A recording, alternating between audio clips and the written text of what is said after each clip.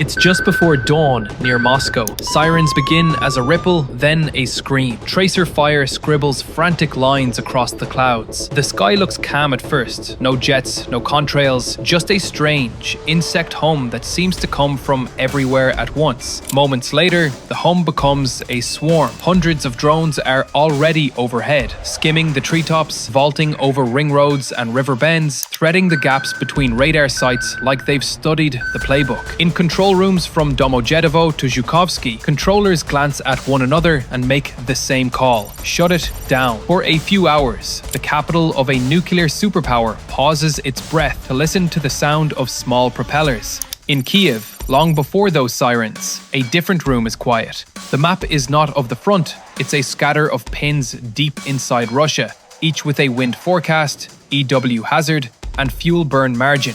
A commander from Ukraine's 14th Deep Strike Regiment had gone on record 3 days earlier, coolly explaining that doctrinal gravity had shifted. Drones now flew not in dozens, but in logic trees, some to be seen, some to be felt, and some never to be detected at all. He said it simply: quality over quantity, range up to 2,000 kilometers, a cat and mouse where the cat keeps learning new tricks. He didn't brag. He didn't need to. The next operation would be the punctuation mark. When the first wave rose, it wasn't a single arrow, it was a comb. Paths branched and rebranched, decoys lifting the veil so the real strikers could slide beneath it. Moscow's S-400 batteries fired like camera flashes at a rock concert, and the closer-in Pantsirs stitched the sky with 30mm and micro-missiles. Jammers snarled, GPS went weird, even cell signals hiccuped. But the drones kept coming in waves, flying low, riding rivers and power lines, slipping through radar shadows the planners had measured for weeks. Russia's air defense architecture is formidable. It is not omnipresent. Saturate any network long enough and gaps appear, like tide pools at low water. Even Russian pro-war channels sounded exhausted as they admitted the old truth of air defense: you won't intercept them all. Here is the spine of the night. Russia's defense ministry claimed it downed 193 Ukrainian drones across multiple regions,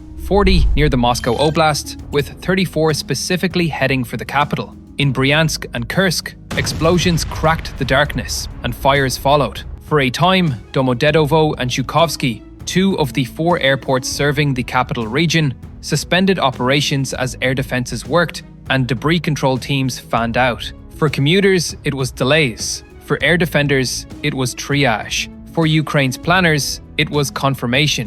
The doctrine was working. Let's talk machines. The long-range Beaver-2M, evolved from the UJ-26 Bober, now carries FPV-style manual control for the terminal phase, thermal optics, and a better data link for that last second window when a live operator can nudge the attack geometry by a few meters.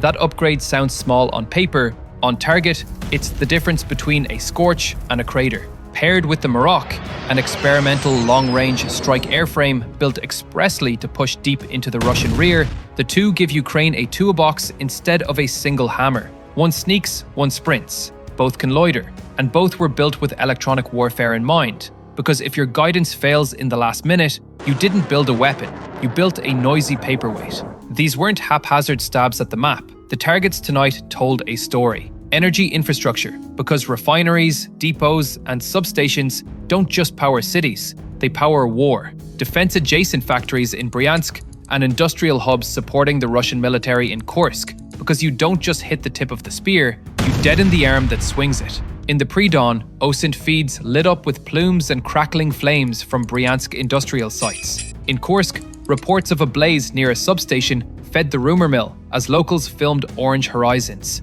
This is what modern deep strike looks like.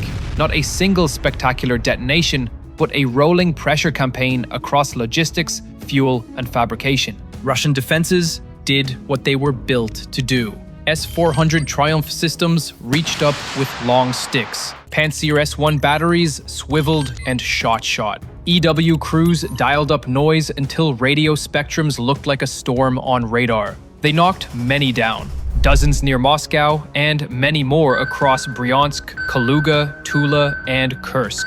But the day when a single umbrella could keep an entire country dry ended the minute cheap, long-legged drones learned to hop weather systems. The sheer acreage of Russia means defense must be everywhere at once, or accept that something will always slip through. Tonight, things slipped through. If you're thinking, we've seen Ukraine strike deep before, you're right, and the progression matters.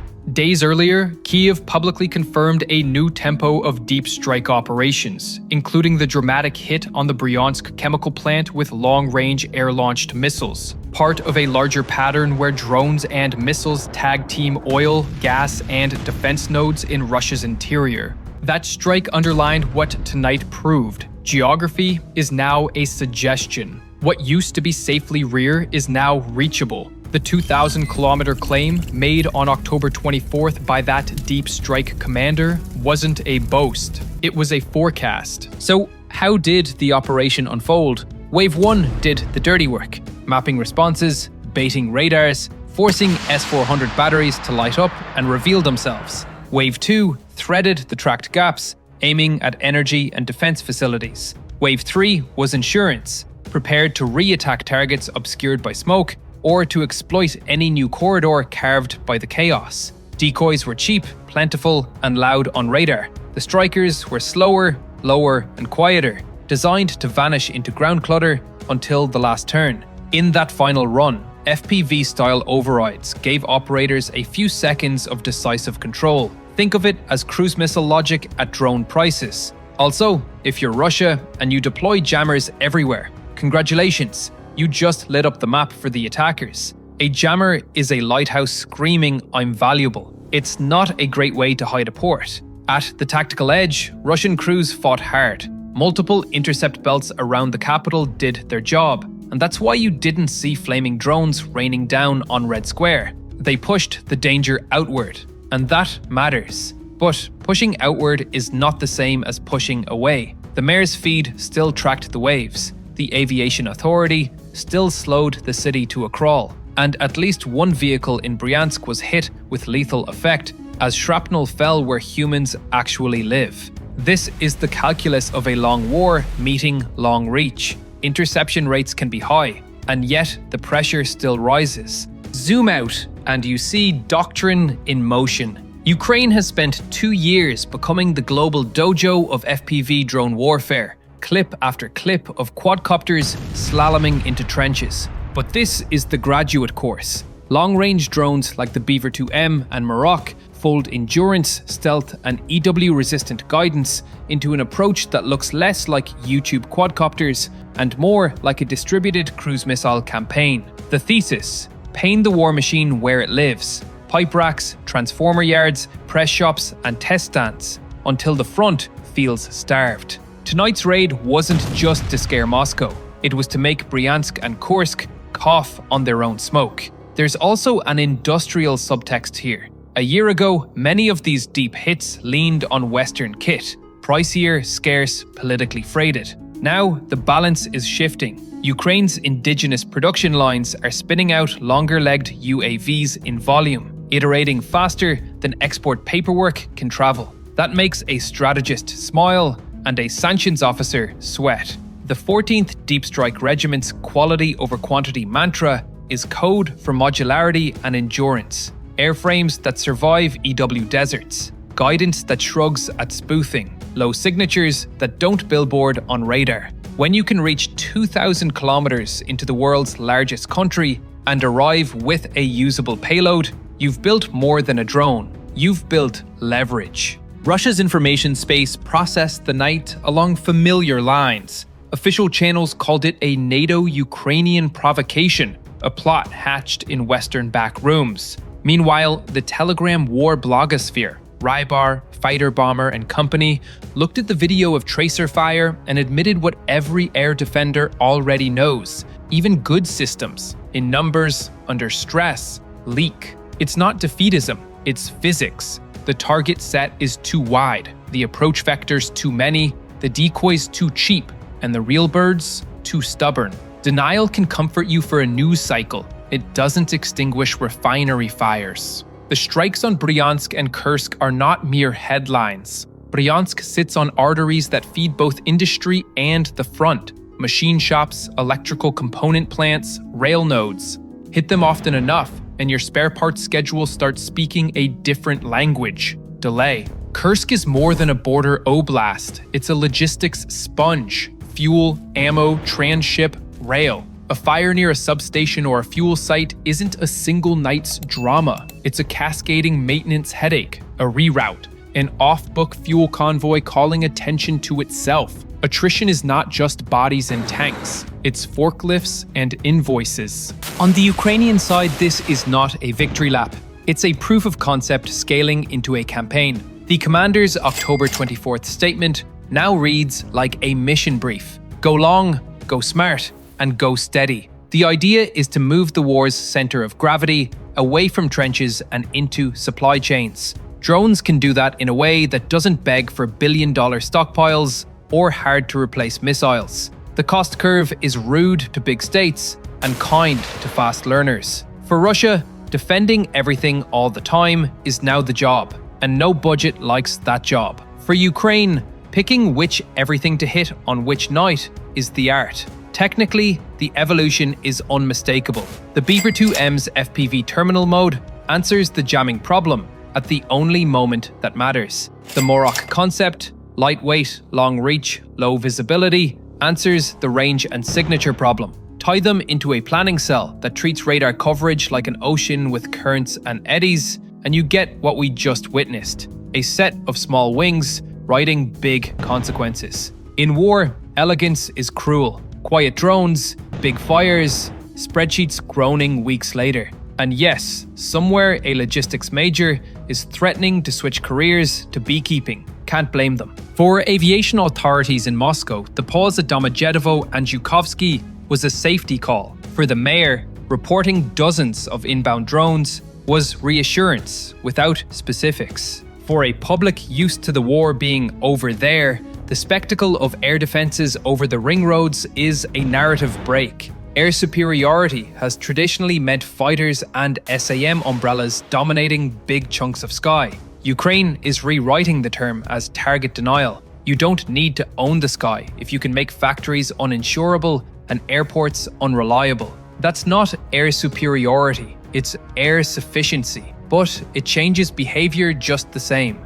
The Russian military machine is not crumbling. It adapts, it redistributes, it hardens nodes, and builds decoy farms of its own. But every adaptation has a bill. You move air defense from the front to the rear, the front complains. You stock more firefighting trains for oil depots, rail freight grows less flexible. You tell industry to work nights and weekends, machines wear faster, workers burn out, quality control dips. Strategy is the art of forcing your opponent to pay compound interest. Tonight's strike was a new credit card charge, one of many. On the global chessboard, this was not just a Ukrainian operation. It was a masterclass for militaries watching from Warsaw to Taipei. The lesson is stark. The future is long range, cheap, and smart enough. The doctrine is distributed harassment guided by tight intelligence loops. The effect is to make rear area a historical term.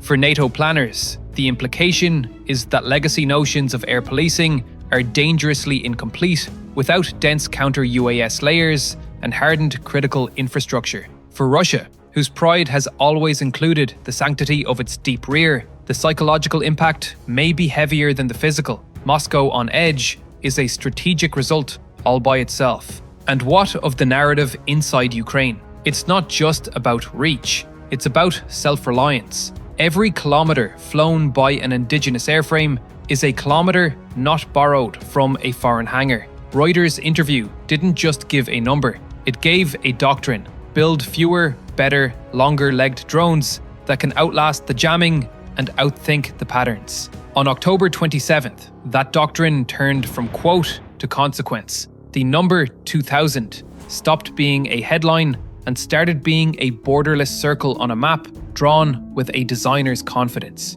Russia's official line called the raid a provocation. Its mill bloggers called it a problem.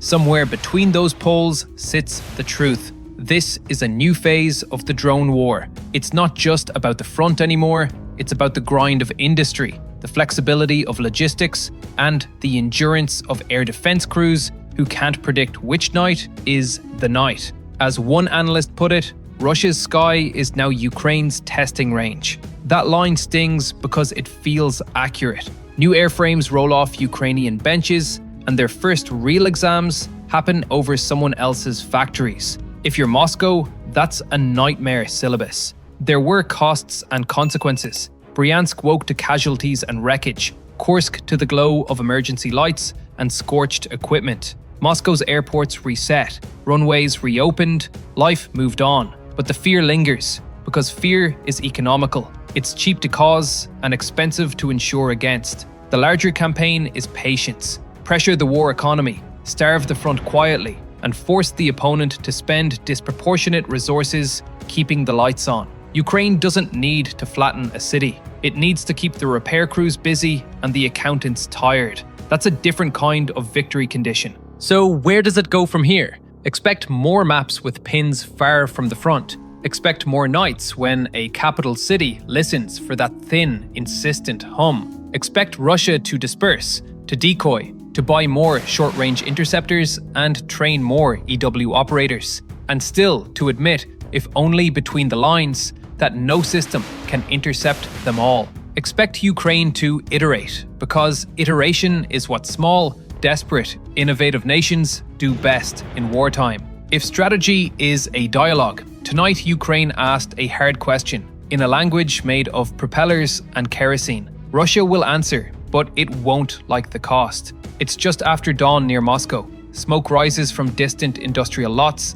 like morning mist that forgot to check the weather. Commuters glance at the sky, not for rain, but for shapes. The city will keep moving, because that's what cities do. But something changed in the night. When drones can travel 2,000 kilometers across one of the world's largest nations, geography stops being protection and starts being exposure. This is Ukraine's new reach, and Moscow just learned that distance no longer means safety. Tonight's facts are plain. The October 24th declaration from Kyiv's Deep Strike commander set the doctrinal table. The October 27th raid served the meal. Mass, range, and planning that forced Russia's defenses to blink, briefly silenced two of Moscow's airports, and lit fires in Bryansk and Kursk. Russia claims 193 intercepts and 34 drones bound for the capital knocked down. Ukraine claims nothing at all, because the planners know bragging is bad OPSEC and the fires speak just fine. Between these bookends sits the future of air power, small wings, long shadows, and a war economy slowly bled by reach. And because even war needs a sliver of dark humor, somewhere a pantsier crew just updated its coffee order to IV drip. Somewhere a Ukrainian engineer added "avoid that new jammer bubble" to a to-do list next to groceries. And somewhere in a Moscow boardroom, an insurance actuary just invented a new premium tier called drone weather. Laugh if you like. Then look at the map. The distances that used to feel comfortable now feel like options on a menu.